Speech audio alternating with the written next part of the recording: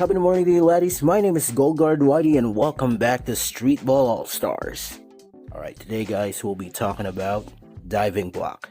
Now, I've thought about making this video as a Secrets Unleashed video, but ever since my experimentation with Max Block Ranger, I feel like it doesn't actually need to be a Secrets Unleashed video anymore. So, we'll just talk about how you can actually use dive block properly and more effectively. Let's get into it. Alright, so let's talk about diving block. Now, if you've seen my videos before, you'd know that I said that diving block is actually better than flying block. And to one extent, that's actually still true. It actually still is true to an extent. It just isn't true if we're talking about a Max Block Ranger. Now, I'll explain that properly. So, diving block is actually better than flying block in low levels. Okay, so in low levels, flying block is pretty much the same range as AllStars normal block, but diving block in low levels can reach further than a flying block if you do it properly. Let me show you what I mean. Alright, so we're here at block training and I'll show you first diving block. So if you do a normal block like this, you're actually still gonna contest the shot. Even if you're late, even if you're early, you're gonna contest it if you do a normal block. Even from afar, you see that? Contested.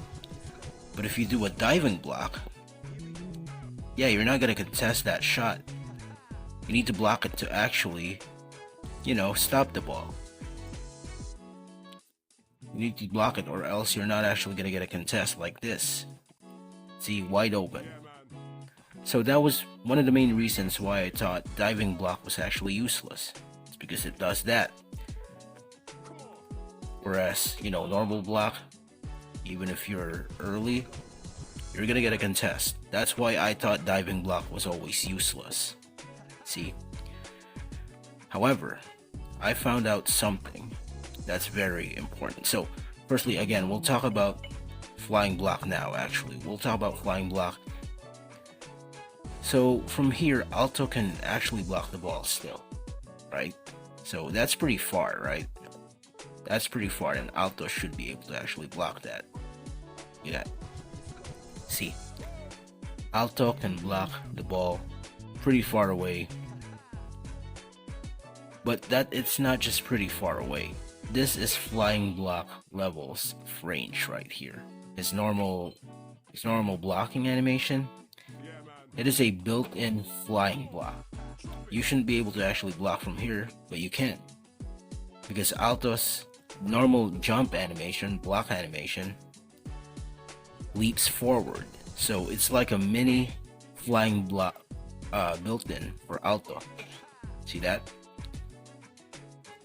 You can actually block from very far away, whereas other characters won't be able to. So like I said, that's flying block's level of range, right?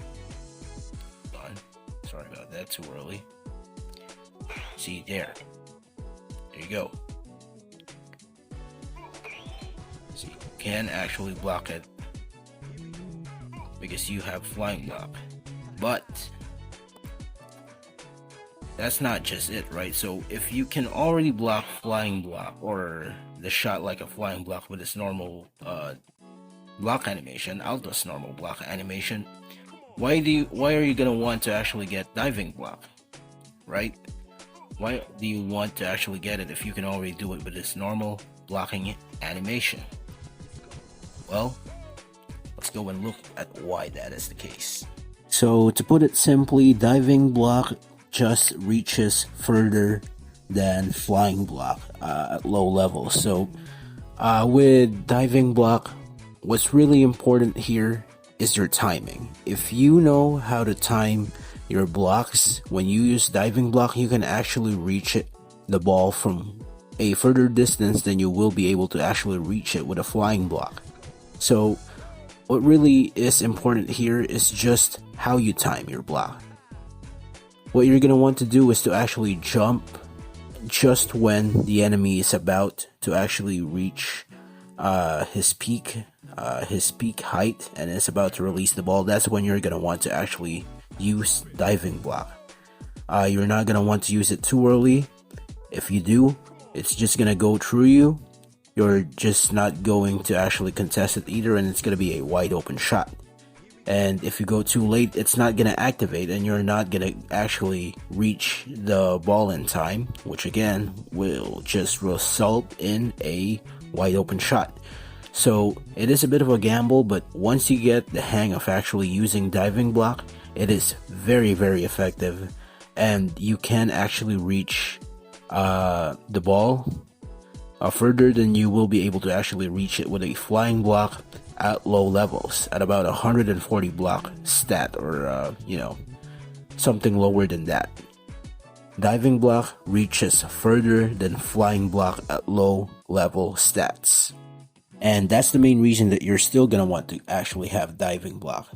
Another reason would be to actually defend toss dunk or chase other dunks a little bit more. If you do actually get the chance, that is useful as well, but that's really just a side reason at this point as to why you're gonna want to use diving block. The main reason is to actually catch up the shots a bit more. Basically, it does act like a flying block as well, but just a little bit harder to actually get a block with. But yeah, it actually does reach further than flying block when it comes to low level stats. To be more specific, low level block stat. If you have a lower level block stat, diving block does actually reach further than flying block. So if you are going to go for a max block build, I recommend that you still just do it to Ranger, because flying block does get better than diving block at defending perimeter when you reach 170 plus blocking stat. If not though, again, feel free to use diving block because it does block further than flying block. It just is harder to actually get that block because the timing is very sensitive. So yeah, once you get the timing down, you're gonna block very, very far, just like you will with flying block, and even further at lower levels. So just to recap, the most important things to remember with diving block is, number one, your timing. You need to jump as late as possible, or when your enemy is about to release the ball, and that's when you actually activate diving block. If you don't do that, it's going to be a bit too early, and you're just going to go through the ball and it's going to be wide open because diving block doesn't have contesting. And if it's a bit too late, it's not going to activate at all. So make sure to jump just at the peak of your enemy's height. When they jump and when they're about to release the ball, that's when you're going to want to use diving block. Secondly, diving block is only better than flying block if your block stat is below 170. If it's not below 170, if it surpasses that, flying block actually becomes better at perimeter defending.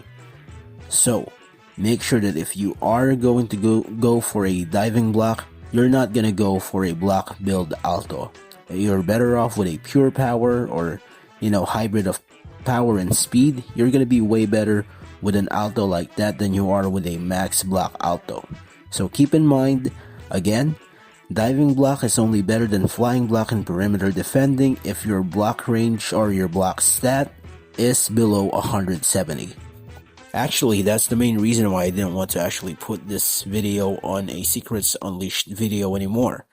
It's because I found out when experimenting with max block ranger that flying block is actually more effective when you have a higher block stat, because diving block is a little too hard to activate. It's very sensitive to timing, while flying block always activates as long as you're far enough from your enemy. And range wise, flying block actually does reach better as well when you have max block stats. So that's why I didn't actually want to put it on a Secrets Unleashed video anymore. But yeah, diving block is still better at low levels. And lastly, I want you guys to realize that diving block is very, very sensitive. Okay, it's really hard to activate. effectively if you're actually not used to it. So I want you guys to actually get used to activating it a little later than usual so that you can actually use diving block with full efficiency. And once you're able to do that, I assure you it is way better at block, well, not way better, but it is better than flying block when it comes to blocking long range shots or blocking from longer ranges. As long as your block stat isn't past 170, yeah, you still will have a better result when using diving block over flying block if you know the timing properly. So anyways guys, thank you so much for watching this video. I hope it has been helpful, and I'll see you on the next one.